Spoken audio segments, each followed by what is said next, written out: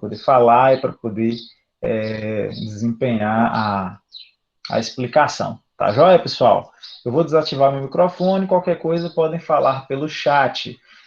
Vai ter uma listazinha de presença para os alunos que vão participar aqui do momento do aulão, tá joia? Vou fazer uma listazinha de presença, e aí vou jogar o link lá para as 3 horas, eu vou jogar o link aí para vocês, e aí vocês vão preencher a lista de presença, tá? Creuziane, fica à Tá no vontade, jeito? viu? Tá no jeito aí já? E você vai conseguir compartilhar a tela? Como é que é? Vou compartilhar. Só você falar que eu compartilho aqui. Ah, tá, beleza. Deixa eu dar as boas-vindas, né? Pessoal, então, né, iniciou-se, né, na escola uma saga aí de aulões. E aí, né, começamos hoje por linguagens. Para aqueles que eu sou professora de língua portuguesa, hoje sou professora aqui, né? Aqui eu sou de língua inglesa. Né? Eu e meu colega Danilo, a gente vai falar com vocês sobre... Pode colocar aí já.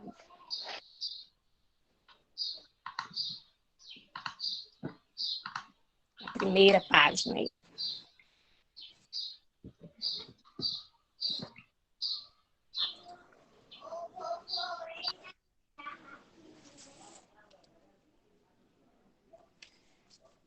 Isso aí, gente. Então, hoje nós vamos falar, né? A gente sentou, nós fizemos uma reunião procurando o que passasse nesse meia hora de estudo que seria melhor, mais eficaz para vocês nesse momento.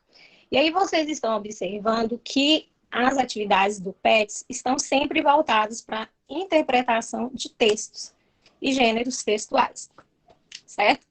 Então, eu trouxe, né, eu e o professor Danilo aqui trouxemos algumas técnicas dessa interpretação de texto, beleza? Então, nós vamos começar aí com a primeira técnica. Pode passar, Charles. Nossa primeira técnica, a gente dá o nome de assumption, certo? Que é uma suposição, né? Isso é o que significa isso aí, uma suposição. Então, ao pegar, né, aquele texto, vocês vão usar exatamente a dedução. O que será que tá falando esse texto? Né? O que eu posso tirar, né? Aqui que eu posso realmente saber o que esteja falando. Aí, na hora que realmente entra o conhecimento prévio de vocês, certo? A gente olha o título, faz aquela, né, olhada básica, vê as palavras, né, que possam ser palavras-chave, e aí a gente deduz o que é que está falando esse texto, né? Lembrando que aqui é importantíssimo o conhecimento prévio de vocês. Vou citar um exemplo. Nos textos que vocês estão fazendo do PET, teve alguns textos falando do Covid-19, do coronavírus, certo? Então, logo aí já entra o conhecimento prévio de vocês. É um texto que vocês vão ter mais facilidade, porque já existe, né, um conhecimento prévio. Beleza? Então, vamos aí para o skimming. Então, vamos lá, gente. O skimming. O skimming, né, vem do scan, que é deslizar a superfície, desnatar, passar os olhos, né? O que seria isso? Nós vamos lembrar, né? Quando a mãe de vocês colocam lá um leite para ferver, e você vai lá, né? Tirar a nata, desnatar, tirar a superfície. E, na verdade, o skimming é exatamente isso. É a gente passar os olhos, correr os olhos no esqueleto de um texto, certo? Aí os meus alunos estão aí, eles sabem que todas as vezes que eu peço uma interpretação de texto, a primeira coisa que eu peço para eles é para fazer marcações, né? Pegar o esqueleto, vamos supor, eu não sei nada de inglês, certo? Mas você vai chegar lá, você vai marcar as palavras, né, parecidas com o português, que damos o nome de palavras cognatas, né, que temos uma semelhança, né, com da língua portuguesa e mesmo significado, certo? Então, sempre peço para que marquem esse tipo de palavras, que marquem também as ditas palavras cristais. O que seriam essas palavras cristais? Palavras cristais são aquelas que são da língua inglesa e se tornou do nosso cotidiano. O que nós estamos fazendo agora aqui com vocês é um home office, não é isso? E aí, qual outra palavra que utilizaríamos? Nós temos o outdoor, light, diet, topless, tantas palavras, né, que a gente hoje não, já se incorporou no nosso vocabulário. Então, esse skimming é fazer essa leitura rápida e objetiva, certo? Então, é muito importante também que vocês tenham, lógico, claro, o seu básico de inglês, para isso ajudar no melhor do entendimento. Beleza? E aí, gente, quando eu falo aí de palavras cognatas e palavras cristais, essas são palavras realmente que nos ajudam muito no entendimento do texto. Então, todas as vezes, pega um texto em inglês, faça um rascunho. Rascunha aquilo ali, sublinha, né? Porque eu tenho muitos alunos que eles falam, não sei nada, professora de inglês. Eu mal sei português, quanto mais inglês. Então, mas temos muitas palavras que a gente dá conta. E a partir desse momento onde você rascunha o seu texto, rascunha aquelas palavras com letreiro maiúsculo no início, aliás, no início ou no meio do texto, que isso são nomes próprios, isso também ajuda, certo? Conta. E tudo isso só vem ajudar você a ter um entendimento daquele texto. Beleza? Então, nossa próxima técnica aí, vamos lá. Nós falamos perception, skimming, agora scanning, certo? Scan, vem, né, do inglês scan, que significa examinar, sondar, explorar, analisar detalhadamente alguma coisa, certo? Quando vocês, lá no computador de vocês, vocês vão lá, né, no antivírus e pedem, né, clica lá para escanear o seu computador, não é? Então, aquele antivírus, ele vai fazer uma varredura no seu computador, não é isso? Fazendo essa varredura, né, vai identificar algumas coisas específicas. Assim acontece no nosso texto em inglês, certo? Quando a gente faz essa técnica de scanning. Então, ele vai analisar detalhadamente o seu texto. Vai procurar por palavras-chave, né? Nome de autor, datas, lugares, né? E até o próprio título também já é uma forma, né? Informações específicas, gente. Na verdade, a gente está procurando na técnica do scanning informações específicas.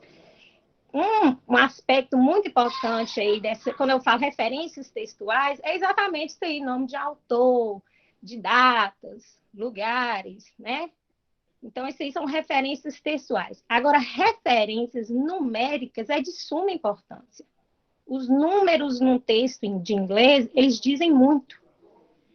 Então, continuo batendo na tecla com vocês. Eu não sei nada do texto, não entendo língua inglesa.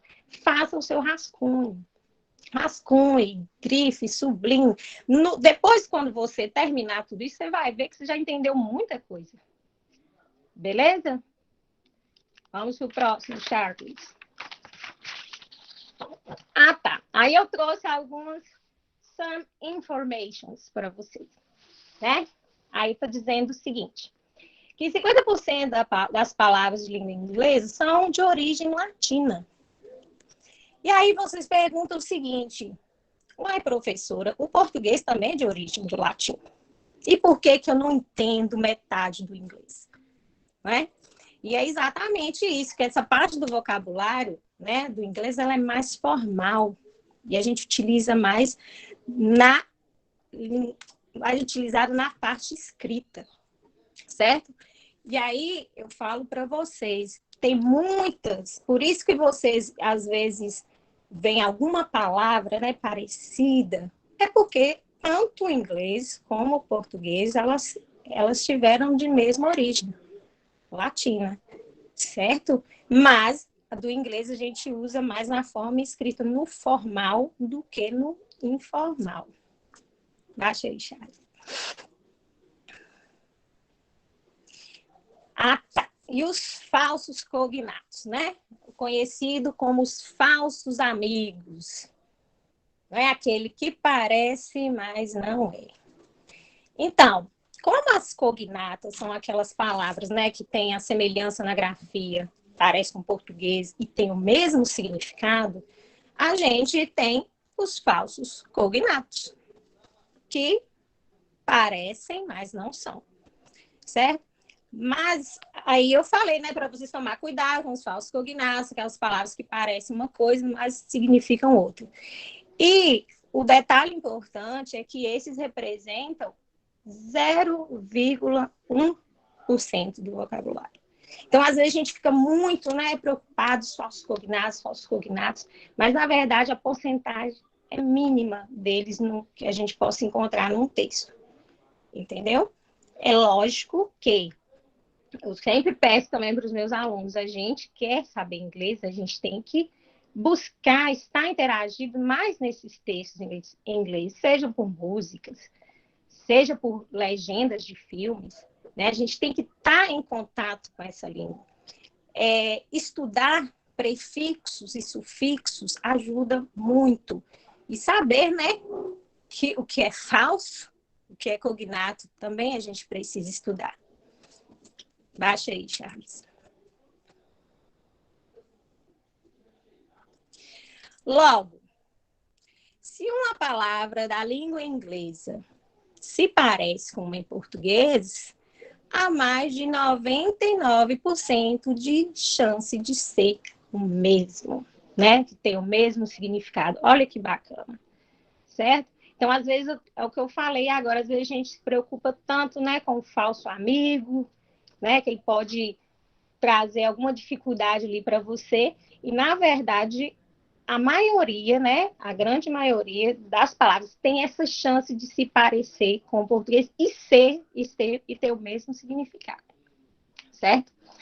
Então, agora, a gente trouxe um exemplo, né, que o professor Danilo, ele vai colocar agora para vocês, vai mostrar essas técnicas exatamente num exemplo de um texto, que ele vai falar aí agora para vocês. Beleza? Qualquer coisa, me chame aí, eu respondo qualquer coisa. Beleza? Kisses. Olá, pessoal. Boa tarde. Tudo bom? Thanks, Curls, Yanni. Charles, Elane, os mestres e os... Vamos aí, então, na prática, o que a professora Creuziane terminou de explicar aí a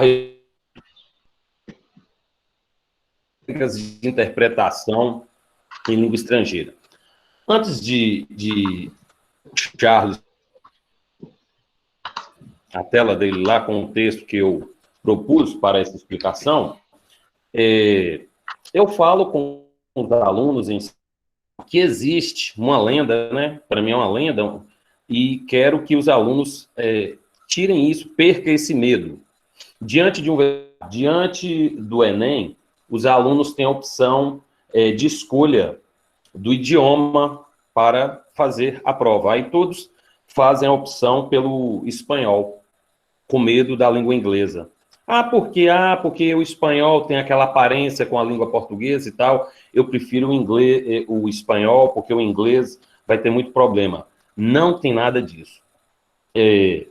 Esse texto aí, ele foi retirado do PET da semana 1, do PET volume 3 agora, do terceiro ano. Ok?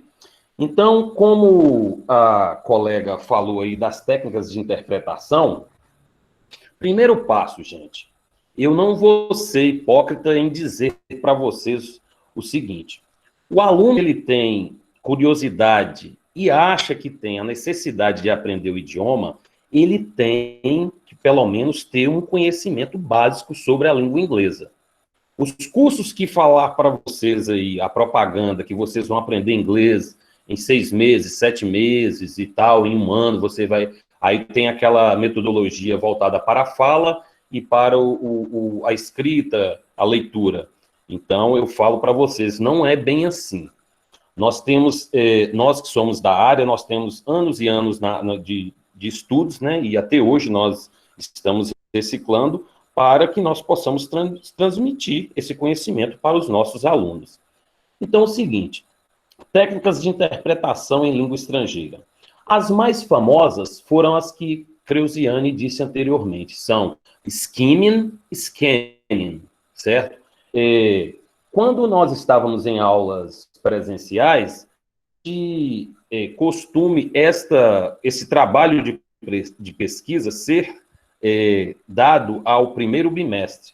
E isso principalmente as turmas dos terceiros anos, porque os vestibulandos, né, os que irão fazer prova de vestibular, então tem que ficar atentos a essa proposta. Então é o seguinte, as técnicas de interpretação, skimming e scanning. Skimming, leitura superficial, skim, desnatar, scanning, é o scanner, né, escanear. Então, elas ajudam os alunos, dão uma força para a compreensão diante de um texto de língua estrangeira, diante de um texto de inglês.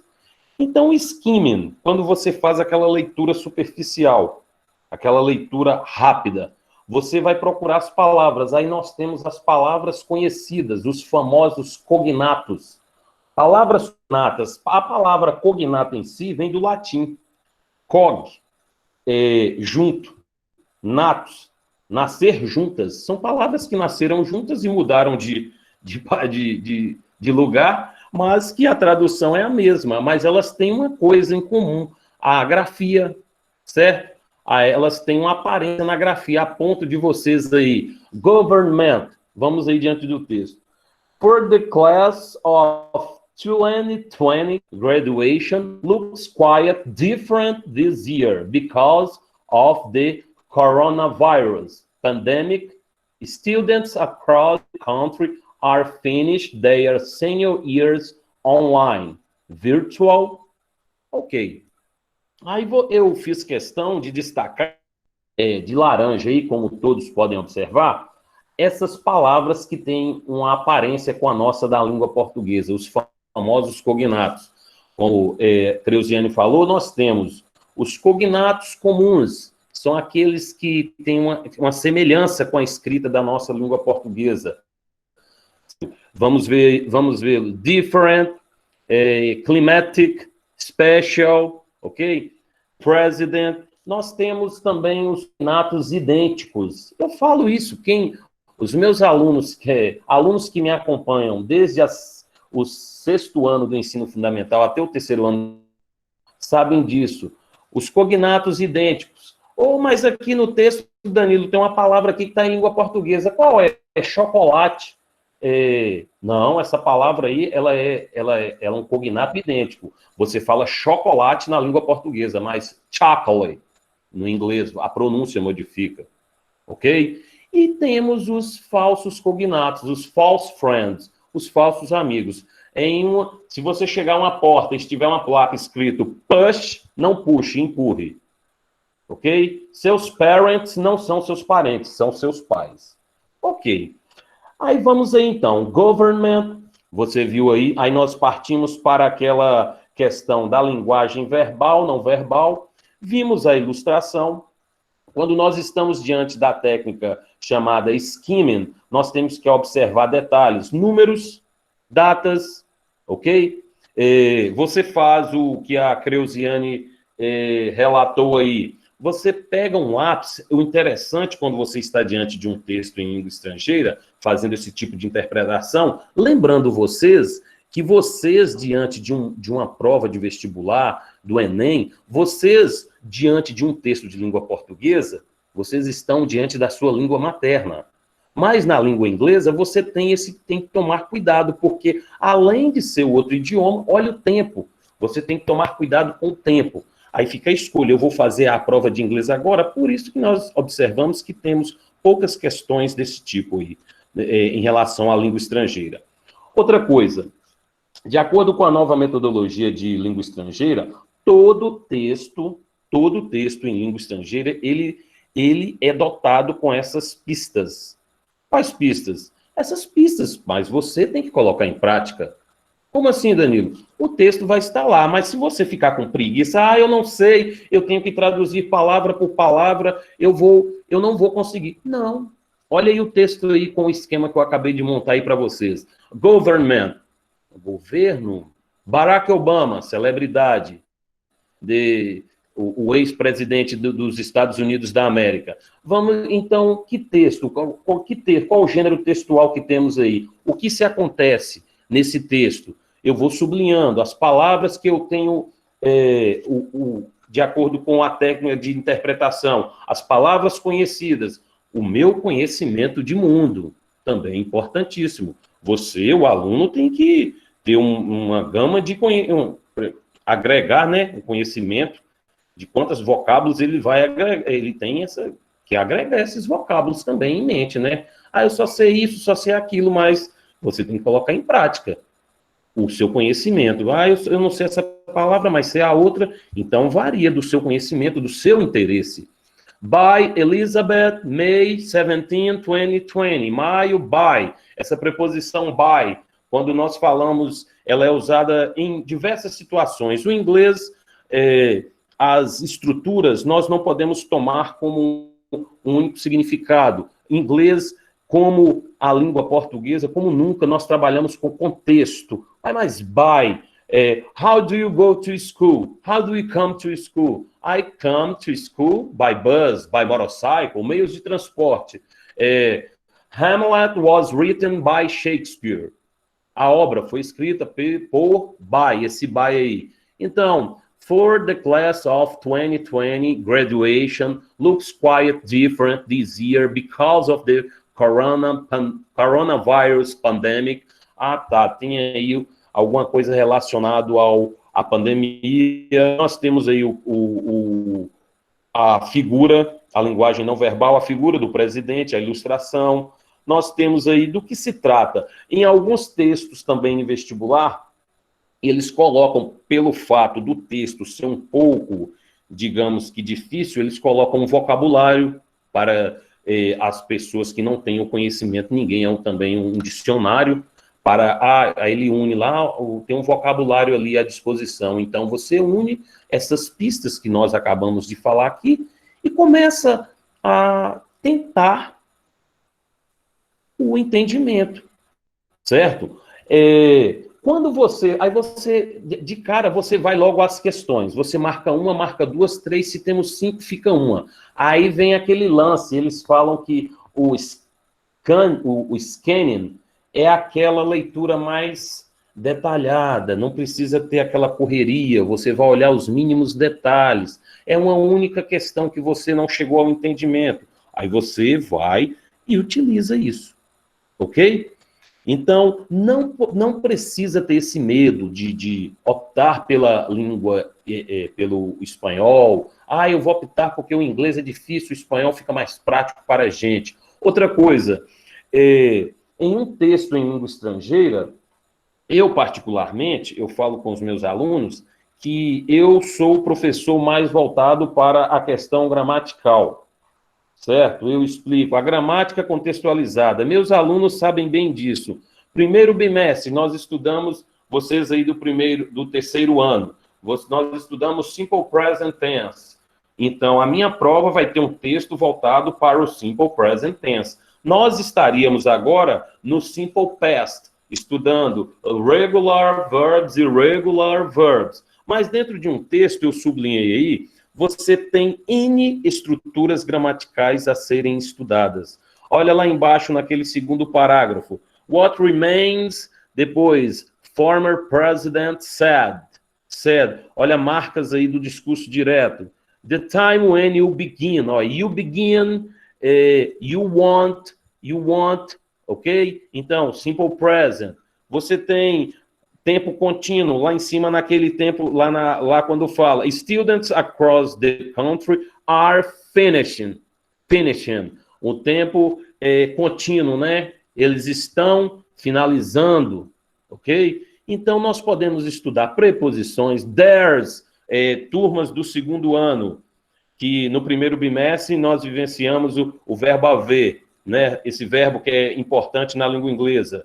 There is, there's, forma contraída. Os traços da linguagem verbal, não verbal, de um texto coloquial ou seguindo a norma culta, que tinha essas questões nos PETs quando nós vivenciamos. Quais são os traços dessa linguagem que não está de acordo com a norma culta? São as abreviações, gírias, cause, em vez de escrever because, escreve cause, os apóstrofos, certo? As contrações, ok? Então, tudo isso faz parte desse olhar quando você está diante de um texto em língua estrangeira, certo? Mas você não pode acovardar, você não pode ficar com esse pensamento que eu não entendo, eu tenho que olhar palavra, verbete por verbete no dicionário. Government, Barack Obama, ok? Delivers, não, as pistas estão aí, as pistas estão presentes no texto. Basta você colocar em prática as técnicas de mundo que você irá facilmente chegar às questões, mas cuidado com o tempo. Charles, dá para você o próprio que está na mesma página aí? Business is business.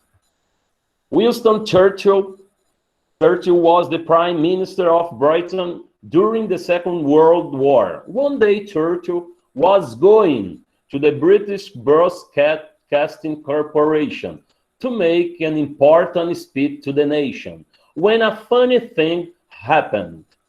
Ok? Aí outro esquema também, um vocabulário, business, negócios, war, guerra, speech, discurso, fala. Business is business, negócio é negócio. Nomes com letras maiúsculas, ó, a prática, a ilustração, o cara dando a mão ao outro, numa mesa, livros, calculadora, notebook e tal, eles estão em negócios, certo? As palavras que são do seu entendimento, certo? O seu conhecimento de mundo. Aí eu coloco aí em destaque o que eu sempre coloco em ênfase nas minhas explicações, que eu dou ênfase, é a estrutura gramatical. Que tempo verbal nós estamos? Was going, passado contínuo, told, passado, um verbo irregular, o passado de tell, disse, didn't recognize the prime minister and said, say, ok? Então essas estruturas, porque tudo bem, o entendimento do texto é válido, mas existem vestibulares, existem nas provas do Enem, que também cobra-se a estrutura gramatical. Nós não podemos fugir da estrutura gramatical. Então, eu costumo, com os alunos, estudar a estrutura gramatical separada, como nós fazemos. Meus alunos aí, primeiros anos estão aí também. Estrutura gramatical em sala de aula. Texto, a estrutura está lá, eu peço, retire do texto, as minhas provas, quem se lembra, retire do texto, retire do texto. Só que durante o ano letivo, nós fazemos o trabalho, então, não é um texto surpresa, lá eu estou estudando, aí no caso, nosso ensino, eu estou lá, eu estou já propondo para vocês, se estamos trabalhando o Simple Present Tense, eu tenho que dar ênfase no Simple Present Tense, eu vou trabalhar um texto que contém essa estrutura gramatical. Simple Past, Present Continuous, Present Perfect Tense, né? É o que eu introduzo porque outro dia, quando estávamos em reunião, eu e a professora Creuziane, nós falamos com os especialistas que o PET de língua inglesa, ele está de acordo, né, com o conhecimento dos alunos, porque nós não podemos fazer uma cobrança tamanha que a gente sabe o nível do conhecimento de língua estrangeira por parte dos alunos. Mas isso aqui, a nossa aula de hoje, é um aconselhamento para que vocês percam esse medo diante de um texto de língua estrangeira. Você faz a sua leitura superficial, utilizem das técnicas, leiam mais, ouçam músicas em língua estrangeira, pesquise sobre novas expressões. A gente fala dos cognatos, nós temos os anglicismos na língua materna, essas expressões que a cada dia nós, falantes de língua portuguesa, estamos a todo momento com essas, falando língua portuguesa com língua inglesa, ok? Então, esse é o nosso conselho para que vocês possam lidar com um texto em língua estrangeira. Ultrapassou aí, Charles, ou pode falar mais? Deu tempo. Ok. It was a pleasure to be here with you guys. See ya. Pessoal, muito obrigado aos professores de inglês. Agora eu vou passar para o professor Alessandro, que vai continuar. E o tema do professor Alessandro eu vou falar agora, porque fugiu aqui da minha cabeça.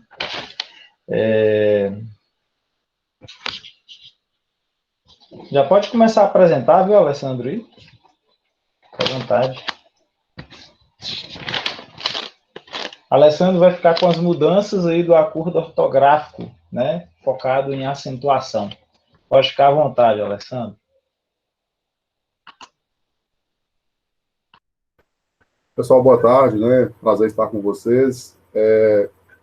Quero só reforçar o seguinte, que se eventualmente o tempo não for suficiente, Charles, eu até quero sugerir a você continuar, porque eu trouxe um compilado de todas as informações da reforma do acordo ortográfico, tá bom? Então, o que eu puder passar hoje, né, dentro desse tempo aí previsto, mas se houver a chance de retomar num outro momento, eu penso que seria oportuno, ok? Ok. Então, a professora Luciana, nós conversamos no último encontro, e ela sugeriu, né, que nós fizéssemos essa abordagem a respeito do acordo ortográfico. Todos conseguem ver esse slide aí, gente? Dá para ver? Apareceu aí, Charles? Apareceu sim. Aqui para mim apareceu. Ótimo. Beleza. Eu não vou ficar ligando muito na questão aqui histórica ou registro legal do acordo, porque a gente vai focar muito nas questões objetivas, né, dessa reforma. E essa inquietação que a Luciana nos trouxe para discutir na aula de hoje é muito em função desses recorrentes erros que os alunos têm em relação às produções textuais. Parece que algo já é consolidado, mas de fato isso não ocorre em boa parte dos alunos. Eles não conseguem expressar esse domínio dessa mudança, né, em relação à ortografia. E vale lembrar que o acordo ele tem como prerrogativa de efeito apenas a questão ortográfica. Aqui não se aborda realmente alguma questão dos falares locais, né, considerando as questões regionais, né, globais, porque o português é falado tanto aqui no Brasil, como também na África, em alguns países, também em alguns países da Ásia, e cada país tem a sua questão particular no que diz respeito à pronúncia da língua portuguesa. Portanto, o acordo ele visa uniformizar apenas a questão da ortografia da língua, e não a questão da fala, tá? E aí eu quero iniciar o nosso trabalho com essa alteração, né? Alguns já estão muito cientes disso, que o alfabeto ele passa a ter 26 letras, né? Então, a partir de agora, ou do acordo ortográfico, o K, o W e o Y são incorporados em definitivo ao alfabeto, certo? Então, nós tínhamos 23 letras, hoje 26 letras, ok? Então, essas três já são como oficiais dentro da língua portuguesa.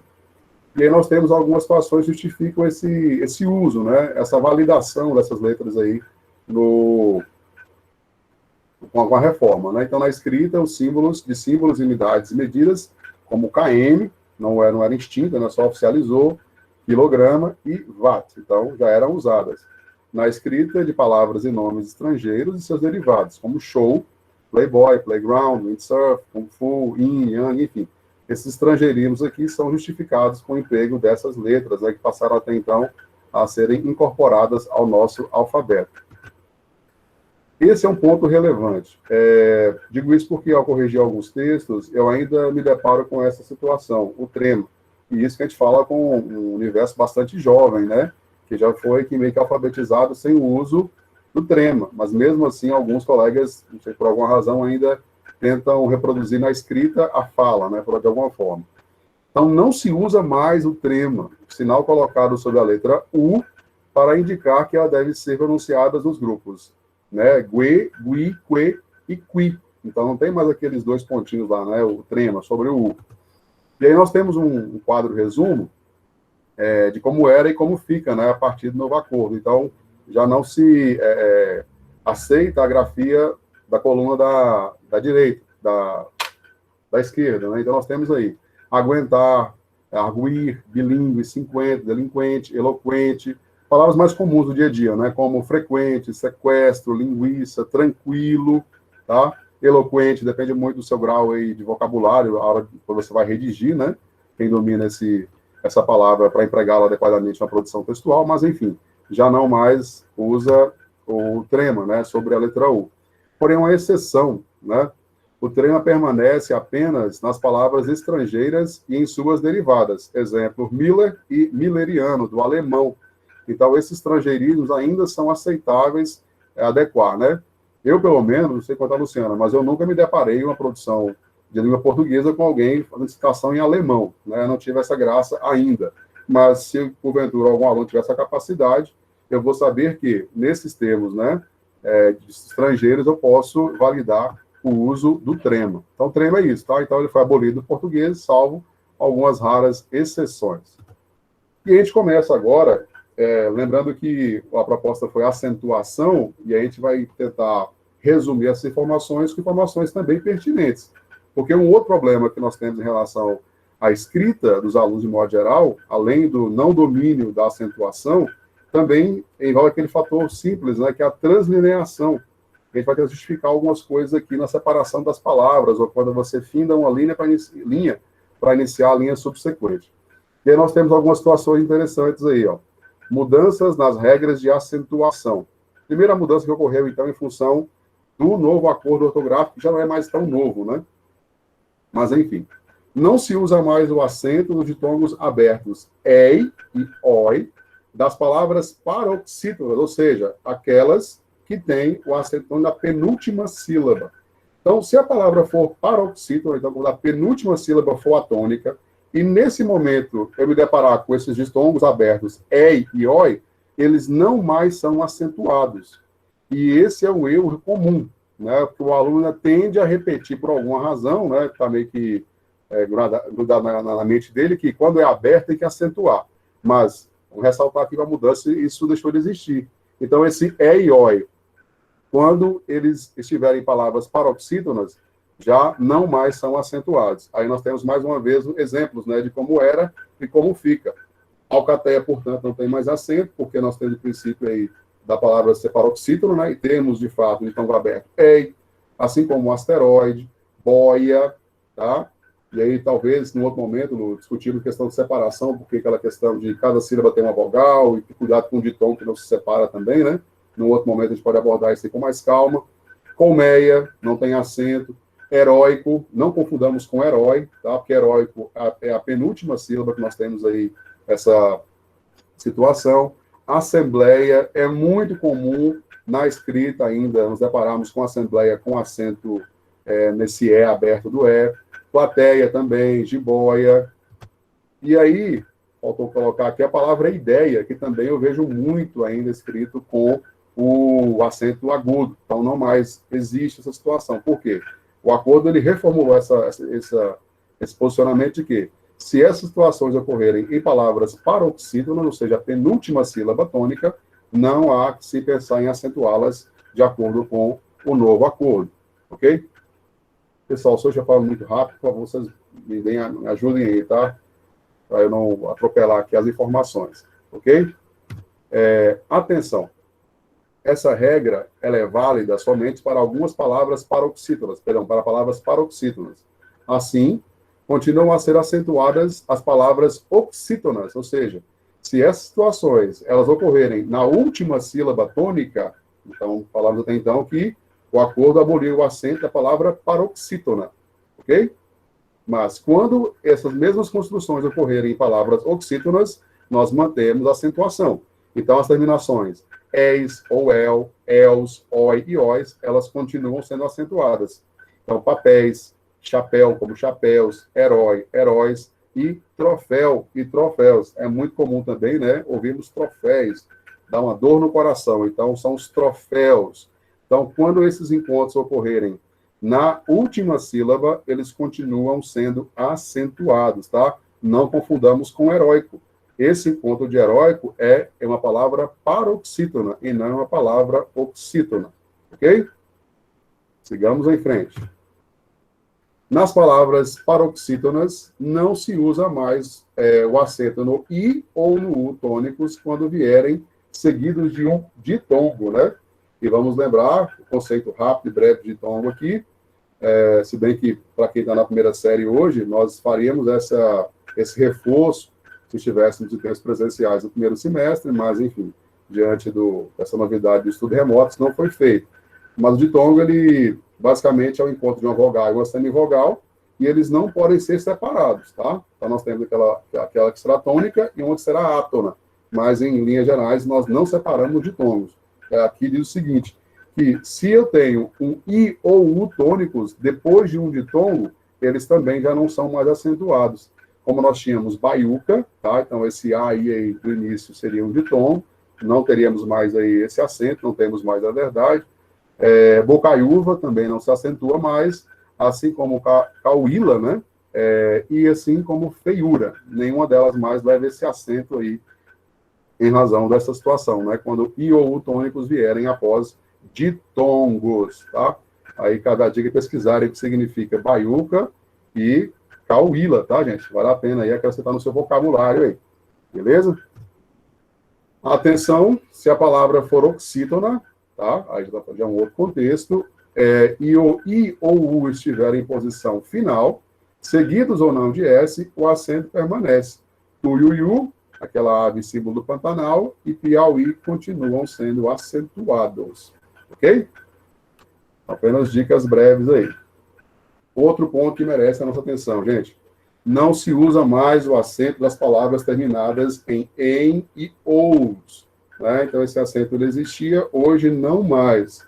Então, nós tínhamos abençoo, acentuado, né? Esse primeiro acentuado, para, de fato, deixar bem claro que esse seria uma pronúncia diferenciada. Creem, do verbo crer, bem, né? E aí falamos esse emprego da terceira pessoa. Dou, enjoo, leem, magou, perdoou, povou, vem, vos e zou. Então, esse acento não existe mais, ele foi abolido da língua portuguesa. Tá? Então, é comum também, eu digo isso baseado nesses que a gente acompanha, de correção de redações, que leem, por exemplo, alguns ainda colocam leem com acento, creem, até abençoado, dependendo da proposta textual, também é trazido para o universo da produção textual, ainda que erroneamente. Então, nós temos essas ponderações a fazer aí. Tá? Então, não mais se acentuam essas terminações, ok? E aí nós temos outra situação importante em relação à acentuação. Não se usa mais o acento que diferenciava os pares para, pela, pelas, né, ou pelas, se fosse o caso, pelos, pelo, polo, polos e pera, pera. Né? Vamos pensar assim, antigamente havia uma diferenciação nesse par primeiro aí de para e para eu separar o verbo da preposição. O verbo era acentuado, a preposição não. Então, assim, para evitar essa confusão na hora de escrever, para entender, diferenciar uma classe da outra, aboliu-se, né, esses acentos aí. Então, nós tínhamos ele para o carro e ele para o carro. Não tem mais, obviamente que essa ação é de interromper, né? Então, parar. Ele foi ao Polo Norte, os polos, né? Ele gosta de jogar polo, esporte, comia uma pera, não tem nenhum, houve essa, como se diz, não se usa mais o acento diferenciar, e esse gato tem pelos brancos, porque o pelo também é um caso interessante, nós tínhamos o substantivo pelo, e tinha pelo preposição também, então, o que se buscou foi unificar a escrita com a intenção mesmo de facilitar a questão do registro da língua portuguesa, tá bom? São casos pontuais e ainda, repito, insisto, né, nós ainda nos deparamos com situações como essas. E, obviamente, que esse preparo que a gente faz aqui é para que Luciana depois, já com outro viés, né, da produção textual, né, que seria o suprassumo da língua portuguesa, venha a apresentar as questões temáticas, mas que vocês dominam esse aspecto linguístico, pelo menos esse é o que nós pretendemos fazer hoje. Permanece o acento diferencial em pôde e pode. Pôde é a forma do passado do verbo poder, pretérito perfeito do indicativo, na terceira pessoa do singular. Pode é a forma do presente do indicativo, terceira pessoa do singular. Simples, né? Ele pode falar inglês. Ontem ele pôde andar de bicicleta, por exemplo. Então, esse acento ele vai diferenciar o presente do passado, né? Em Minas Gerais, seria isso. Então, o acento ele emprega já a situação de fala no passado obrigatoriamente. Então, ele pode falar português ou inglês que seja, e ele pôde, enfim, executar alguma ação ontem ou algo do tipo. Então, diferencia-se pelo emprego do acento, como está posto aqui no exemplo. Ontem ele não pôde sair mais cedo, mas hoje ele pode. Okay? Então, ficou claro aí que um é passado e que o outro é presente do indicativo. Permanece o acento diferencial em por e por. Então, por é verbo, por preposição. Aí esse não foi abolido. Vou pôr o livro na estante que foi feita por mim. Então, por sentido de colocar, por preposição. Aí manteve-se o acento diferencial. Permanecem os acentos que diferenciam o singular do plural dos verbos ter e vir, assim como seus derivados: manter, deter, reter, conter, convir, intervir, advir e etc.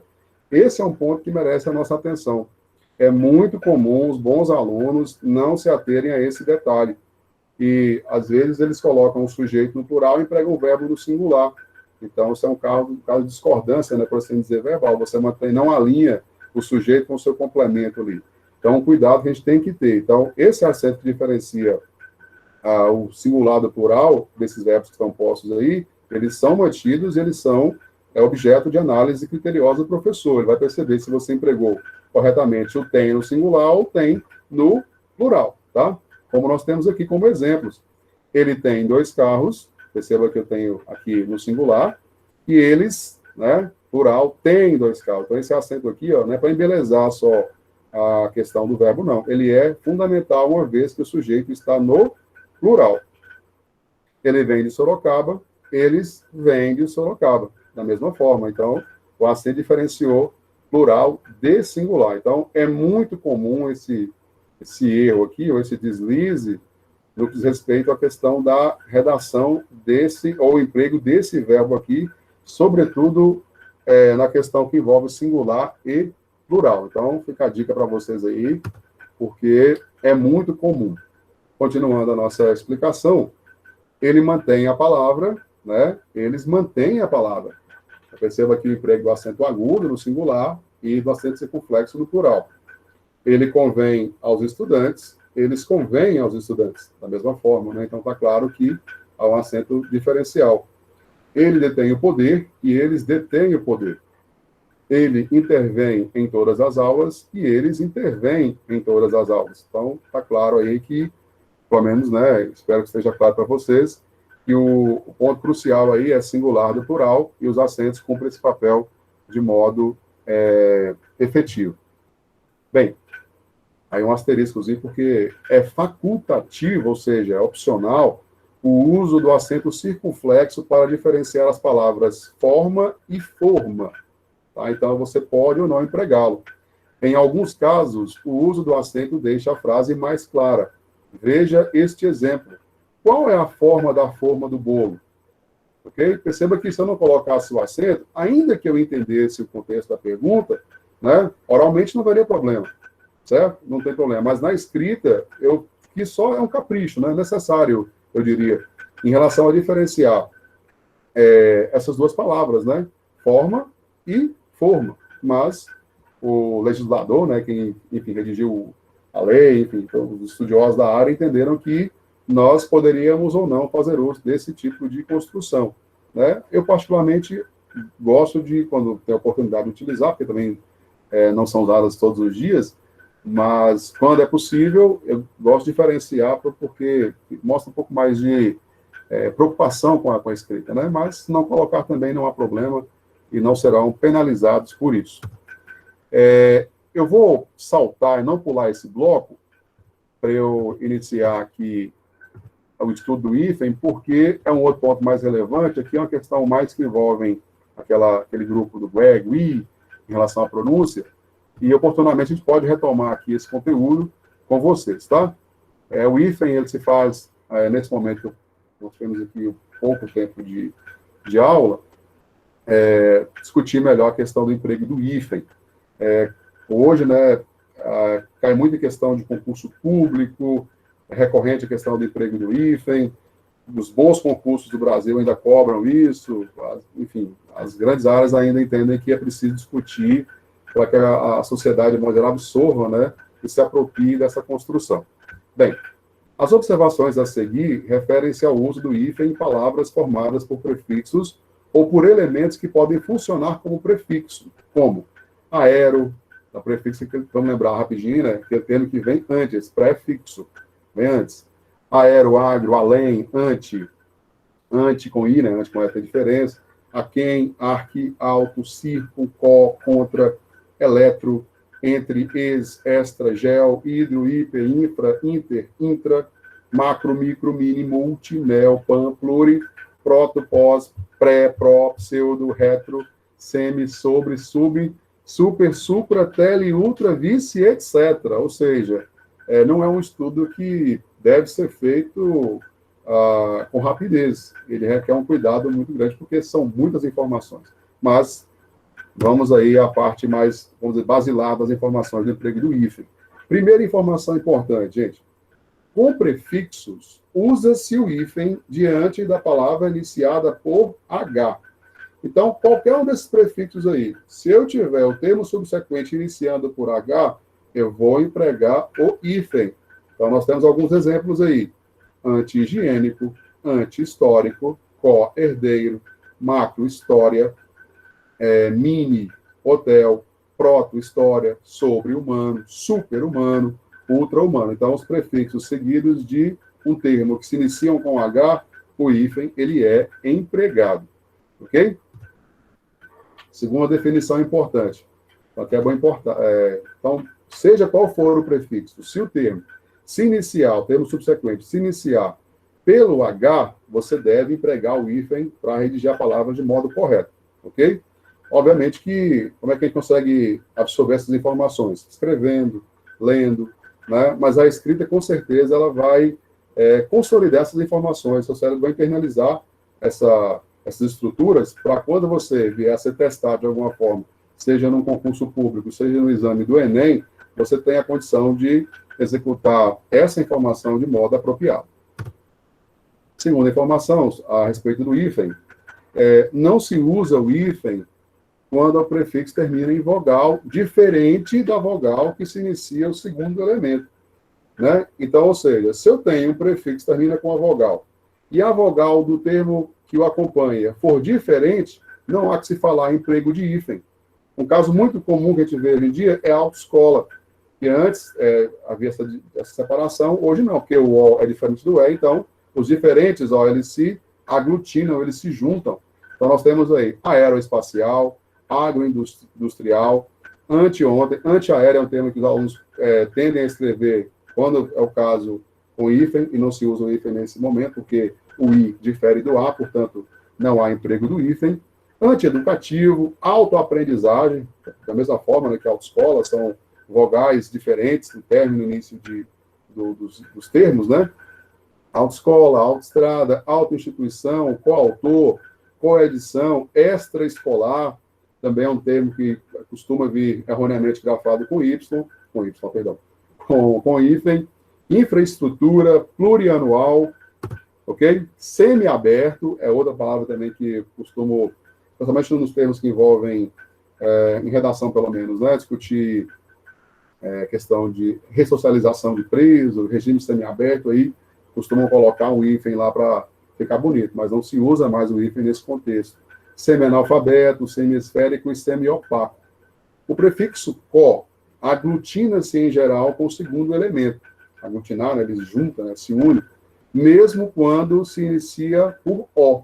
Então, nós temos aí coobrigar, coobrigação, coordenar, cooperar, cooptar, coopante e assim por diante, né? Então, co mais o segundo termo, ele vai aglutinar. Não há que falar em separação. Terceiro ponto aqui, pessoal, esse vai dar tempo de falar hoje, não se usa hífen quando o prefixo termina em vogal e o segundo elemento começa por consoante diferente de R ou S. Então, olha, vamos gravar essa informação aí. Então, se o prefixo terminar em vogal e o segundo terminar em consoante que não seja R e S, então não há o emprego de hífen, né, do hífen. Perceba que eu destaquei aqui, ó, consoante diferente de R ou S, porque há uma outra orientação quando isso ocorrer, né, se o segundo termo for iniciado com R ou S. Então, se eu terminei em vogal e o segundo termo for outra consoante que não seja R ou S, também não há que se falar em emprego de hífen, tá? Anteprojeto, antipedagógico, no contexto escolar, né, sobretudo, autopeça, autoproteção, coprodução, geopolítica, microcomputador, tá bom? A palavra que estamos tem mais costume aí, estão mais acostumados com ela, pseudo-professor, semicírculo, semideus, seminovo e ultramoderno. Então, perceba que nenhuma delas se inicia nem com R nem com S, mas todos os prefixos terminam em vogal. Qual que é a regra? Se o prefixo terminou em vogal e o segundo termo tiver uma consoante diferente de R ou S, não se fala em empregar, nesses casos, o hífen. Ok? Sigamos em frente. Atenção! Com o prefixo vice, percebam que é um prefixo, nós temos terminação em vogal, certo? Usa-se sempre o hífen, isso é uma exceção. Vice-rei, vice-almirante e assim por diante. Ok? Vice-governador, e assim nós vamos seguir essa enorme gama de possibilidades aí. Ô, Charles, eu tenho 2 minutos, mas eu gostaria de interromper porque eu precisaria de mais tempo para poder falar aqui, mas eu estou já com o tempo contando a outra escola daqui a pouco. Você consegue me ouvir, Charles? Sim, consigo. Então, essa foi a minha contribuição momentânea aí. Eu espero que quando nós pudermos retomar o aulão aí, a gente consiga, com mais calma, gerir melhor as informações. Deixo vocês aqui nas mãos da minha nobre e ilustre colega Luciana, que conduzirá o momento a partir de agora. Pessoal, um abraço. Bom rever todos vocês e estou à disposição. Charles, precisando, conta comigo aí, tá? Beleza, Alessandro. Muito obrigado por enquanto. Luciana está com a palavra. Boa tarde. Boa tarde, meninos. Só vou dar aula se eu tiver pelo menos 20 boa tardes lá no chat, porque ninguém dá boa tarde pra gente. Né? Então, se tiver 20, eu dou aula. É mesmo. Ó, cresceu, tá vendo? Tem que ser na ameaça. Né? Saudade de vocês, indivíduos. Ó, tá vendo? 14. Ó, tá vendo? Todo mundo prestando atenção. Charles vai colocar o nosso slide, a gente vai começar a nossa aula. O tempo é curto. Quem já está fazendo no Classroom comigo, toda semana eu estou disponibilizando material. Não precisa enlouquecer para copiar agora, como eu falei. Eu vou disponibilizar para a Alessandra, Luciana, Danilo, e eles vão divulgar no Classroom de vocês. Tá certo? Então, vamos começar a nossa aula. Segundo e terceiro ano, mesmo que não vá fazer o Enem, em algum momento vocês vão precisar fazer uma redação. Paloma, por exemplo, recentemente passou por uma experiência assim. Eu vou citar porque eu sei, ela foi para uma entrevista no INSS e ela precisou fazer uma redação.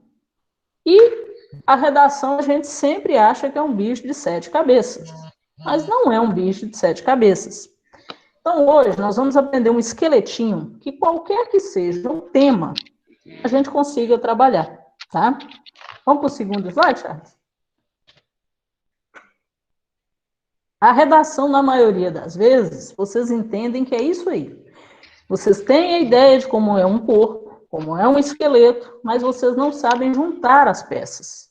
Hoje nós vamos tentar fazer isso. E aí eu dou 3 dicas. Próximo slide para mim, Charles. 3 princípios. Eu não sei se vocês estão vendo bem, eu, como sou meio cega, eu vejo pouco, mas tudo bem. Quem não estiver vendo bem, fala aí no chat, que o Chaves dá uma... Chaves é o rapaz da tecnologia. Então, para qualquer tema que a gente for trabalhar, existem 3 princípios. O pressuposto. O que é o pressuposto? É uma afirmação implícita. O que é implícita? Por exemplo, Luciana parou de comer doce. Qual é a informação implícita? Deduzia-se que antes Luciana comia doce, certo? O tema, ele vai te dar a dica e ele vai te dar a situação problema. Então, antes de começarmos a redação, na hora que a gente recebe o tema, a gente tem que ficar atento a esses 3 elementos. O pressuposto, a informação que está implícita, a dica e a situação problema. Se eu identifico esses 3 elementos, eu estou com a redação pronta. Aí eu escolhi um tema completamente fora de probabilidade para um Enem esse ano. Ou não, porque não existe spoiler de redação, não existe spoiler de tema, certo? O ano passado, por exemplo, foi a questão do cinema, enlouqueceu todo mundo. Mas a questão ali não era o cinema, era a questão da cultura.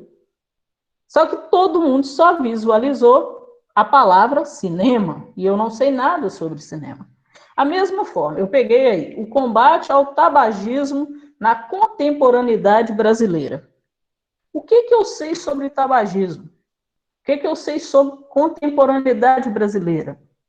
Nada. Mas aí vem a dica. 3 elementos. Qual é o pressuposto? A informação implícita. Aí eu dou a dica. Vamos sublinhar palavrinhas? Eu vou começar sublinhando, por exemplo, contemporaneidade. O que é uma coisa contemporânea? Provavelmente já aconteceu antes, certo? O problema do tabagismo, ele não é um problema atual. Ele é um problema que já ocorreu e está ocorrendo de novo. Então, essa aí é o quê? É o meu pressuposto. Vamos para o outro slide, Charles? E aí tá, vamos lá. Meu pressuposto é a contemporaneidade. Uma informação mais básica, né? O que é contemporâneo? Querem um exemplo, um outro exemplo de contemporaneidade? A questão do coronavírus. Não estamos pensando, vamos pensar, mas um coronavírus é novo. Sim, mas doenças virais, elas são ao longo da nossa história. E no passado, também tivemos problema para combater, como estamos tendo agora para combater, na contemporaneidade, o coronavírus. Se eu estiver indo rápido demais, galerinha do chat. Então, vamos pensar. O pressuposto, contemporaneidade. O que eu vou trabalhar? Meu primeiro argumento vai fazer isso. Vai pegar passado e presente. Vai comparar ideias. Certo? Pode ser um tema sobre doenças, pode ser um tema sobre fome, pode ser um tema sobre violência. Vocês prestem atenção que não importa o tema. A frase temática, ela vai te dar um pressuposto, uma ideia implícita para você trabalhar a sua argumentação. Outra dica, o combate ao tabagismo na contemporaneidade brasileira. A palavra combate. A palavra combate já vai me ajudar lá na conclusão. Eu preciso colocar lá na minha conclusão uma proposta de intervenção que retome a frase principal, o tema. O meu tema é combater. Como é que eu vou falar de uma redação sobre combate ao tabagismo e no final da minha redação eu não vou propor uma forma de combate? Então, olha como vocês podem ter só a frase do tema já te deu o primeiro parágrafo e já te deu o último parágrafo. Já te deu a introdução, te deu a tese, quer dizer, aquilo que você vai defender, e também te deu a proposta de intervenção. Na proposta de intervenção, você tem que trabalhar a ideia de combate a esse problema. Porque se você não fizer isso, você foge do tema. Certo? Vamos para o próximo, chefe? Não, deixa no meio, desculpa. Pode voltar lá. E aí vem, eu falei 3 elementos, situação, problema. Qual é a situação, problema que eu preciso identificar?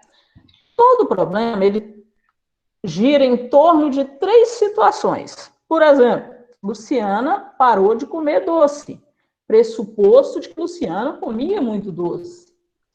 Qual é a situação, problema? A consequência negativa. Luciana está com altas taxas de glicose. Luciana engordou.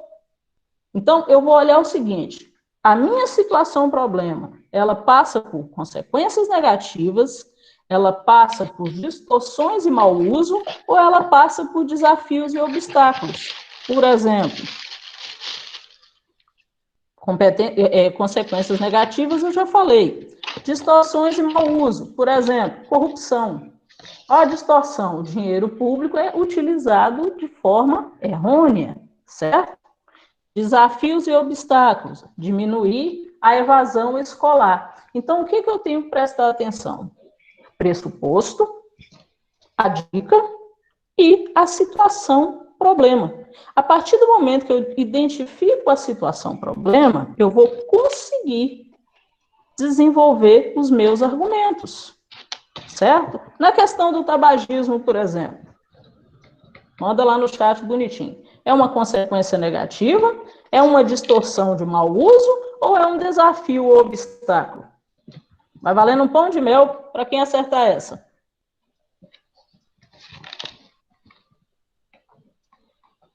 Charles, você vai levar o pão de mel. Ninguém quer falar comigo. Ah, Sharon Cabral falou. É a questão do quê? Vamos voltar lá no slide. É a questão do quê? De uma consequência o quê? Negativa. Todo mundo que fuma em algum momento vai ter uma consequência individual ou coletiva. Certo? Vamos para o próximo, Charles. Vamos lá. Comecei minha redação. Já descobri qual é o problema, já descobri qual é o pressuposto. Ganhou ponto? Ganhou, chefe, ganhou ponto. Certo? Aí agora eu vou para a questão do meu desenvolvimento. Gente, em redação não existe fórmula mágica, tá? Existem, no mínimo, 8 tipos de desenvolvimento. Seria loucura em 30 minutos eu querer abordar os 8 tipos. Eu vou mostrar 2 tipos de desenvolvimento, aqueles mais tranquilos para a gente trabalhar, certo? O meu tema está lá, o combate ao tabagismo na contemporaneidade brasileira, certo? Eu já entendi bonitinho quais são os meus caminhos, o que eu tenho que fazer, uma consequência negativa. Então, tudo bem. Combate é um desafio e um obstáculo. Então, eu vou trabalhar 2 temas. Possivelmente, eu vou ter 2 parágrafos de desenvolvimento. Luciana, quantos parágrafos tem que ter a minha redação? A minha redação, ela pode ter quantos parágrafos você quiser, desde que bem fundamentado, desde que argumentado e desde que entrelaçados, certo? O primeiro parágrafo é a introdução, 7 linhas, 5 linhas. O último também, mas o corpo, tá? O menino bonito é o desenvolvimento. E aí o nosso desenvolvimento, o primeiro, é por contraste. Em homenagem a Danilo, tem D1 e D2. Desenvolvimento 1 e desenvolvimento 2. O primeiro desenvolvimento, eu vou mostrar as consequências negativas. Eu já identifiquei que o tabagismo, ele tem como situação, problema, consequências negativas. Então, aí eu vou enumerar tudo o que eu sei sobre a questão negativa do tabagismo, certo? Câncer de pulmão, enfisema pulmonar, problemas que levam a outros vícios, certo? O fumante passivo, que não tem nada a ver com a história, mas fuma também. Então, aí eu posso enumerar uma série de situações. E aí também eu posso enumerar dados, exemplos, tudo que agrega, tá? A consequência negativa. Escrevi isso aí, eu vou para o meu segundo parágrafo. Lembra que o tema é combate? Então, qual é o desafio e qual é o obstáculo? Leis mais severas, certo? Vocês, jovens, que estão cada vez mais propensos a essas propagandas de cigarro, uma série de situações. Estão entendendo? Ou eu estou falando muito rápido?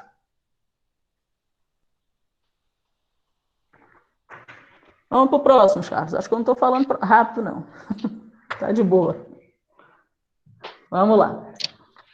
Outro desenvolvimento que eu posso fazer é o desenvolvimento clássico, aquele que a gente aprendeu desde o primeiro ano, desde o nono ano. Causa e consequência. Primeiro parágrafo, D1, desenvolvimento 1. Por que as pessoas fumam na contemporaneidade? É a causa. Vou enumerar uma série de causas para isso. Segundo parágrafo, o que precisa ser combatido? As consequências, certo? E aí é importante, e não esqueçam dessa dica, não existe tema de redação difícil, tá? Não existe tema de redação difícil. Primeiro que só existem 12 tipos de tema de redação, o resto é consequência. Ué, Luciana, mas só 12 tipos? Sim, porque existe o eixo temático. Tem um ventiladorzinho aí, acho que é de Charles. O eixo temático, ele abarca uma série de outros subtemas. Quer um exemplo? Deixa o Charles voltar lá no nosso slide, que o nosso slide saiu de tela. Quer um exemplo? Violência. Olha quantos temas eu posso ter dentro do eixo temático violência. Feminicídio, abuso sexual, bullying, violência ao idoso, violência nos grandes centros.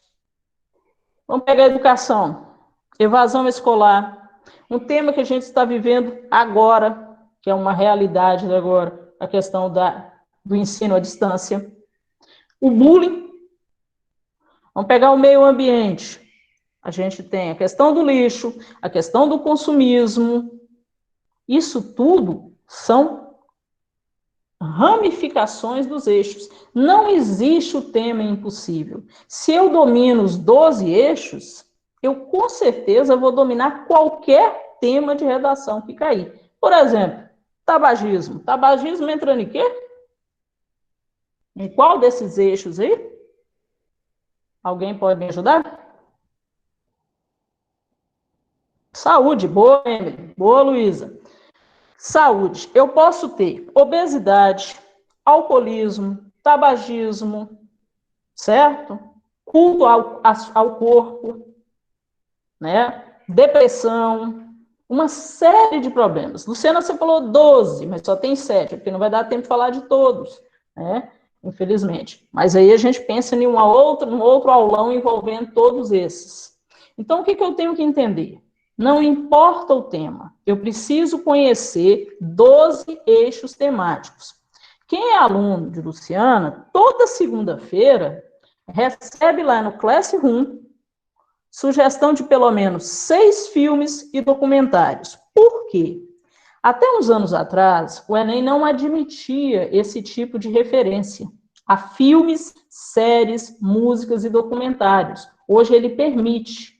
Então, toda semana eu ponho um eixo temático lá com 6, 7 filmes, documentários, séries do Netflix, não estou fazendo propaganda, para que vocês aprendam sobre os eixos temáticos. Não adianta, não tem fórmula mágica para redação se eu não tenho fundamentação para escrever sobre os eixos temáticos. Vamos para o próximo, Charles?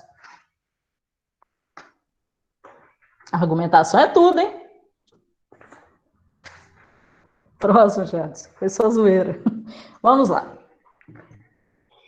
Eu comecei minha redação, eu já defini o meu eixo temático, estou na frente do papel. Minha redação ela tem 3 perguntas básicas. Se eu responder essas 3 perguntas, e no final do slide vocês vão ver os méritos, essas ideias não são minhas, tá? Essas ideias são dos melhores cursinhos hoje do Brasil. Tanto os cursinhos presenciais como os online. Existem 3 perguntas. O quê? Por quê? E daí? O quê é o argumento. É o tópico frasal. É aquilo que você defende. Ninguém escreve uma dissertação sem defender um ponto de vista. Mas, Luciano, meu ponto de vista fere os direitos humanos. O Supremo já entendeu que você pode ferir os direitos humanos, só arque com as consequências. Se você defende um assunto, um tema, você tem que ter argumento para levar até o final, certo? Então, toda redação, escrevi minha introdução, comecei minha redação, eu tenho que apresentar um tópico frasal, um argumento. Quantos argumentos eu preciso ter na minha redação? Se você tiver um bem sustentado, você não precisa ter mais do que isso. Mas se você tiver 2 e tem argumentação para esses 2, 3, beleza. Mas pelo menos um. Por quê? Tudo na vida tem um porquê. É o fundamento. O que você defende? Certo? E toda argumentação precisa ser fundamentada. E aí vem, gente, a competência 3 do Enem, que não foi criada por mim, não é inventada pelos professores. Ela está no edital do Enem. A competência 3 exige que você apresente outra área do conhecimento.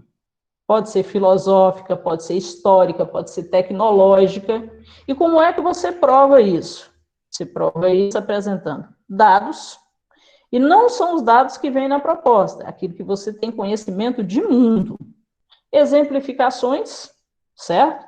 Citações, pode ser argumento de autoridade, de escritores que você gosta, não precisa necessariamente ser nacionais.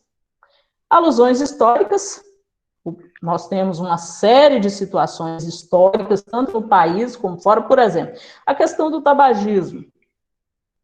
Que alusão histórica eu iria apresentar dentro da questão do tabagismo? Ao longo dos anos, há infinidade de pessoas que morrem de câncer de pulmão. Né? Uma explicação ou uma referência à produção cultural, que foi essa abertura que o Enem fez nos últimos anos, de você citar Netflix, de você citar músicas, de você acrescentar outras situações que não seja só a dos livros. Por que foi pensado nisso? Para dar a vocês a oportunidade de mostrar conhecimento de mundo. Uma vez que entende-se que muitos de vocês não gostam de ler, mas gostam de filmes, gostam de séries, de músicas. Né? Há uns anos atrás, o próprio Enem citou, né, trechos de músicas de cantores de rap, de funk. Escandalizou? Não, desde que embasados. A última pergunta, e daí? Tudo tem que ter um e daí. Não adianta nada eu vir escrevendo e, ao final, eu não apresentei o porquê de eu escrever aquilo tudo.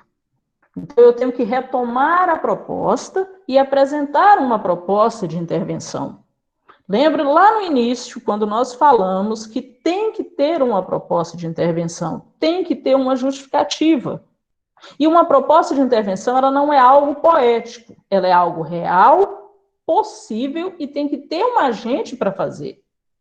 Próxima, Charles.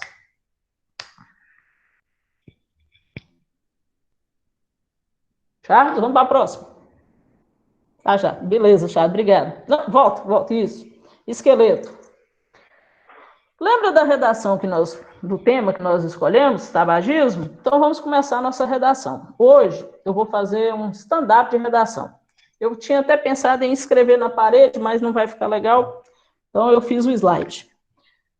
O primeiro parágrafo é a introdução. Eu sugiro você já começar apresentando sua outra área de conhecimento. Aquilo que você aprendeu, aquilo que você tem conhecimento. Um filme, por exemplo. Eu vou começar minha redação sobre tabagismo com um filme americano chamado Obrigada por Fumar. É um filme bem pesado sobre um fumante com mais de 30 anos. Eu não preciso contar a história do filme, senão vira narração. Tranquilo? Meu segundo parágrafo, eu vou apresentar 2 causas. Publicidade de cigarro, que é o afrouxamento das campanhas anti-tabagismo, e vou apresentar para vocês também minha área de conhecimento. Vou me exibir. Se eu sei Constituição, eu posso citar trechos da Constituição. Se eu sei filosofia, eu posso citar trechos de autores da filosofia.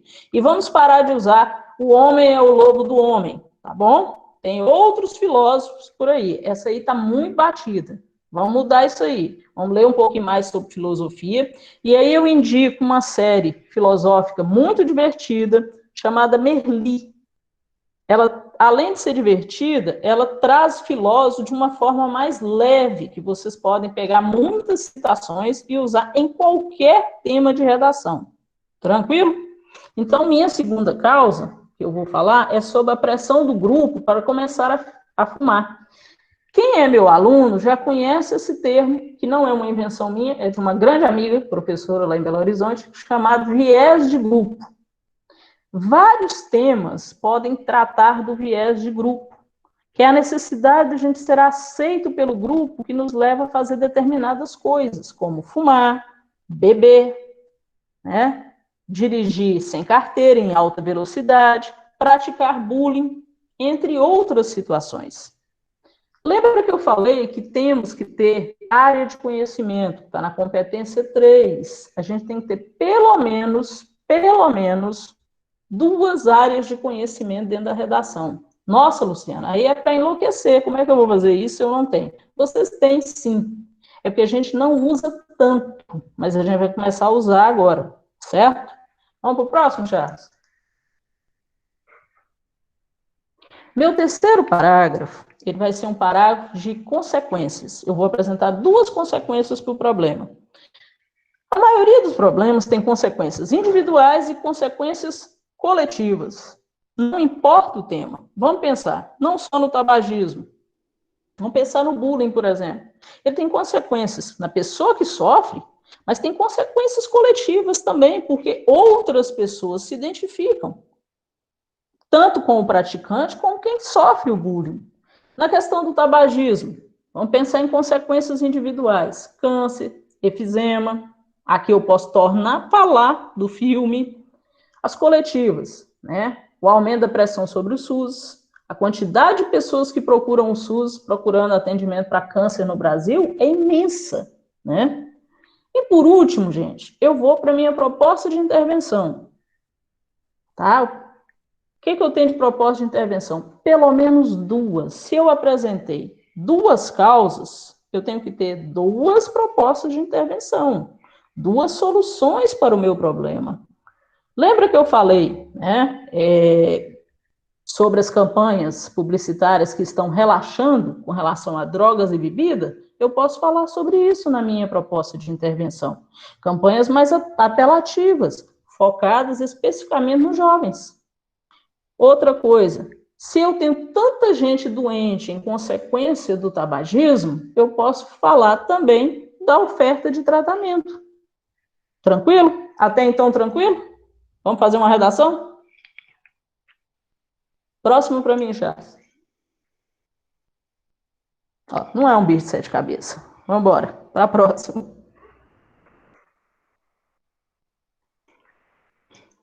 Esse é o nosso primeiro stand-up. Essa é uma redação num dia em que eu não estou inspirado, o Enem é hoje, eu não tenho uma grande ideia do que fazer. E aí, eu vou começar a minha redação. Lembra do esqueletinho? Minha introdução. Se eu posso citar filmes, eu já comecei. O longa-metragem americano, Obrigada por Fumar, tematiza, entre outros elementos, o peso da indústria do tabaco não apenas na redução da qualidade de vida do indivíduo, mas também sua influência sobre as políticas públicas, econômicas e de saúde. Pronto, minha introdução está pronta. Eu só apresentei o tema, eu não preciso desesperar já no primeiro parágrafo para provar nada para ninguém. Por isso que eu falei, você pode usar uma citação, você pode fazer uma referência a um filme. Ah, Luciana, mas ninguém viu o filme. Depois dessa redação, alguém vai ver o filme. E lá no meio da redação, você vai falar mais um pouquinho sobre ele, certo?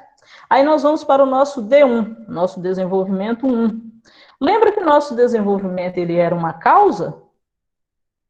Mostra-se também que, na realidade americana, como no Brasil, o investimento maciço em publicidade, bem como maior maleabilidade, principalmente dos adolescentes e da juventude, são os principais fatores que conduzem à ascensão do tabagismo na contemporaneidade. Eu retomo o tema Eu falo da questão do jovem, porque vocês são as principais vítimas do tabagismo hoje, certo? E mostro que a propaganda, ela induz a gente. Vamos pensar na propaganda de cerveja, vamos pensar nas propagandas que falam do corpo, né? Tudo isso leva ao nosso viés de grupo. Depois eu vou para o nosso D2. Lembra que o nosso desenvolvimento era feito de causa e consequência. Essa é aquela redação padrão, né? Observa-se na realidade brasileira, semelhantemente à obra cinematográfica, olha eu retomando o filme, né, o adoecimento da população, o que gera prejuízo não apenas individuais, mas também ao coletivo. Haja vista que as doenças causadas por tabagismo, e aí você pode citar câncer, enfisema,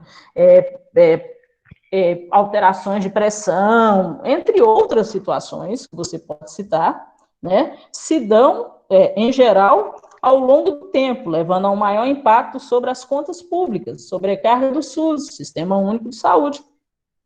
Pronto, falei tudo que eu precisava de minha redação. Dessa forma, é necessário governo e sociedade invistam na desconstrução da glamorização desse hábito. Por quê? Até que atualmente não, mas até uns anos atrás, bebida e cigarro era sinônimo de glamour, né? As pessoas usavam muito, bem como, né, um alerta acerca dos riscos dessa prática. Essa seria uma redação num dia de pouca inspiração de vocês. Mas se a gente fosse fazer uma redação muito inspirada, vamos para a próxima, Charles? Essa aí, sim, é uma redação mais inteira, mais completa, né? Cigarro, o Disney World, que eu não sei quem falou que cigarro e cachaça é sinônimo de riqueza. Sim, criou-se essa ideia na cabeça da gente, e a gente acha que a mulher mais bonita, ela tá lá junto com os caras que estão tomando cerveja, que estão fumando cigarro. E outra coisa que a gente vai ver nessa redação, que eu vou disponibilizar para vocês, porque não vai dar tempo de explicar toda, é a questão do seguinte: os fabricantes de cigarro, eles simplesmente investem no que há de melhor em termos de cultura, por exemplo. Vamos pensar nas corridas de Fórmula 1, cigarro. Vamos pensar no futebol, cigarro e bebida. Então, tudo isso leva a uma glamorização, né? Essa segunda redação, ela trata do mesmo tema, só que aí eu coloquei para vocês a questão do filme, fiz uma citação, coloquei a questão da Constituição, retomei a problemática. Próximo aí para mim, Charles.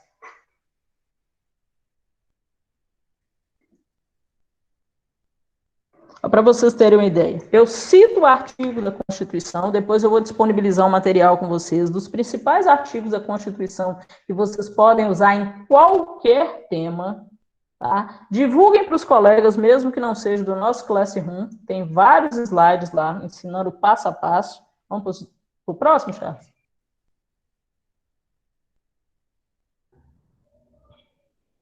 Próximo. Pronto. Seguinte. Nossa aula, infelizmente, voou. Né? Redação daria para a gente ficar aqui 3 horas. Não existe fundamento de redação se a gente não escrever. E se cansar, escrever de novo.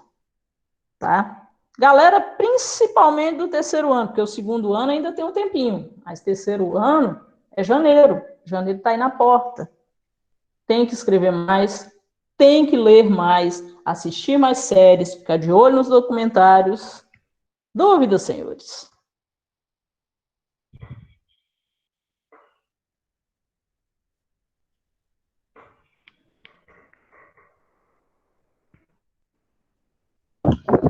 Pessoal, alguma dúvida que vocês gostariam de tirar? Que estava a professora Crisiane, a professora Luciana.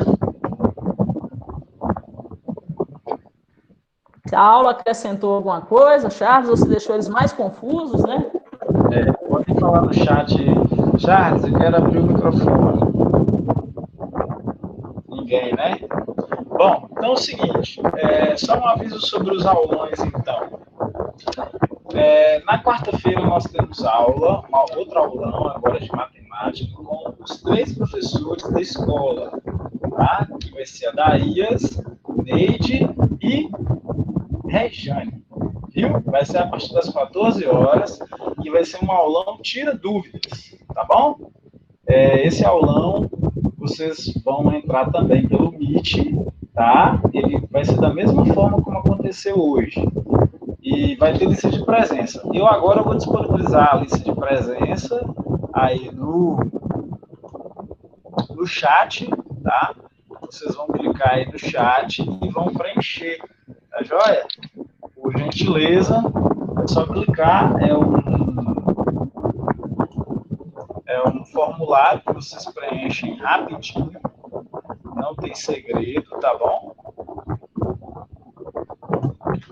E aí vocês já vão respondendo, as respostas já vão chegar para mim daqui. Tem que preencher lá o nome completo, o endereço de e-mail, a turma que você estuda e o turno. Aí o turno você vai selecionar manhã, tarde ou noite. Tá joia? Eu preciso que vocês respondam, todo mundo. Então a gente precisa dessa lista de presença. Foi muito legal. A aula vai estar disponível no YouTube da escola, no canal do YouTube, tá? Vocês poderão acessar essa aula lá a qualquer momento que vocês desejarem, tá bom? E podem tirar Ô, Charles. com os professores. Oi. Ô, Charles, eu vou estar disponibilizando os slides também no Classroom, tá? No final do slide tem os créditos, eu peço para a galera dar uma olhada no Instagram dos professores que estão lá, tem muito material bom, tá? Eles disponibilizam, a galera boa disponibilizando material de qualidade de graça para quem quer estudar, tá? Muito bom mesmo o material, tem 4 professores lá muito bons e tem a galera do Rede Enem também, para quem tiver interesse. Só a pergunta de Saron aí, lá na lista de presença, é o seu e-mail, não é e-mail do professor, tá? É o seu e-mail. Se você tem Android ou iPhone, você tem que ter um e-mail, tá bom? Deu para entender, galera? Oi? Tem lista para a gente assinar, professor? Não. Não, os professores não, apenas os alunos vão assinar essa lista de presença, tá? Do aulão aí. Tá joia?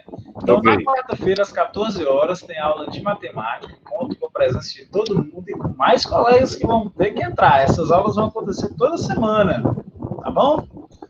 Gostaria de agradecer os professores, né, a supervisora da tarde também, a Lana. A gente já está com 17 respostas lá, né?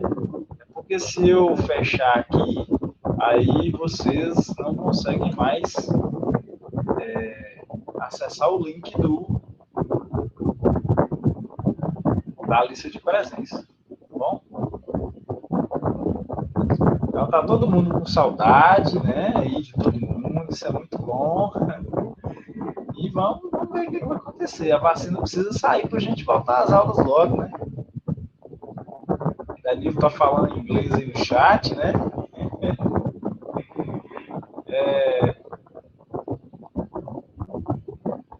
Beleza, deixa eu ver se já a quantidade de respostas, já estou com 20 respostas lá, 21.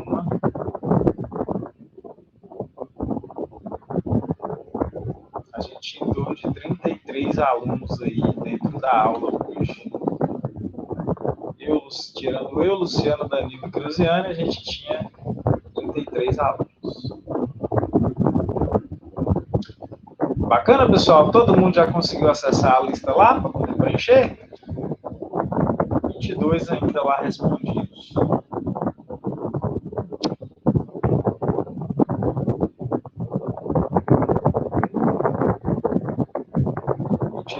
Agora.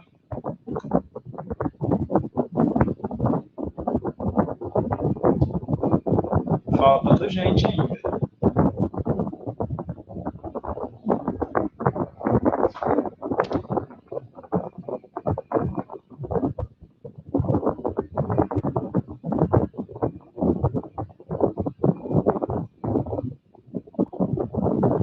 Deixa eu ver lá, 24.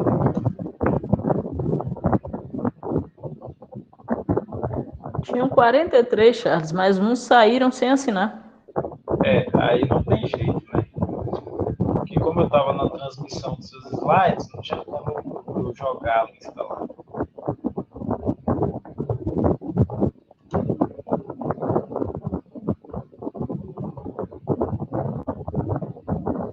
Pois é, Laura, eles saíram antes, né? E depois, no próximo aulão, eles me falam, porque aí eu deixo eles assinarem isso.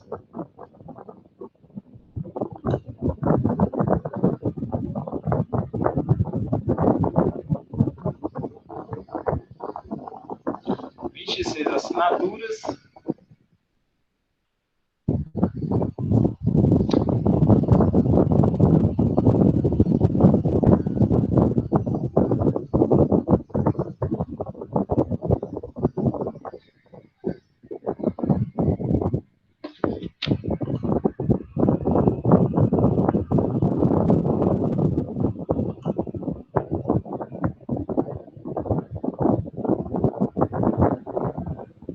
Mais alguma coisa, Charles?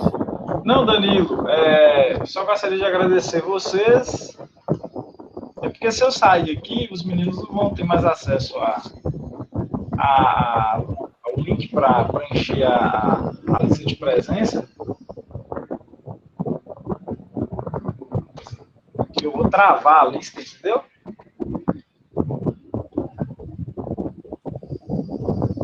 Só 26 responderam. Vamos lá, galera. Tá faltando gente ainda responder.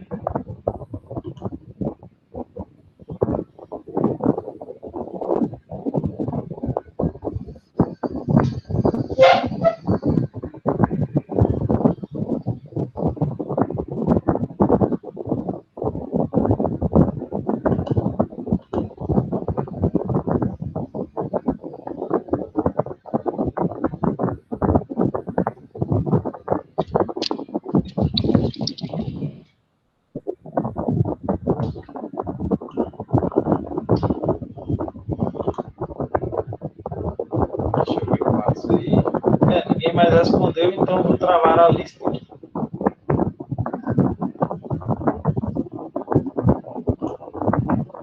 Tem alguém respondendo ainda?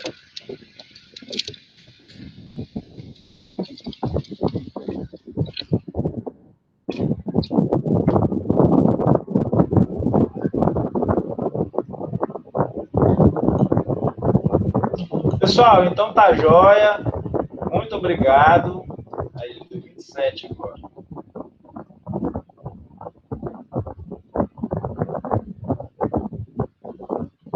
A partir de agora eu estou desativando as respostas, tá? Não aceita mais respostas.